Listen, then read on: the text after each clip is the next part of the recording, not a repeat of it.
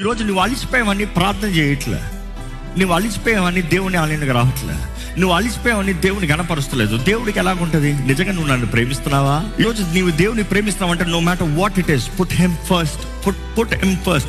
ఈరోజు మీరు అనొచ్చున్న పోరాటాల మధ్య ఉన్న, సమస్యల మధ్య ఉన్న, ఈ అన్నిటి మధ్య సతమతం అవుతున్నా పర్వాలేదండి. మొదట దేవుణ్ణి ప్రేమించండి. ఆయనను ప్రేమించు వారికి ఆయన సంకల్పము చొప్పున, ఇక్కడ ఎవరైతే రక్షించబడ్డారో, ఎవరైతే ఈరోజు దేవుని ఆలయంలో ఉన్నారో, దేవుడు పిలుచుకున్నాడు కాబట్టి మీరు కూడా ఉన్నారు.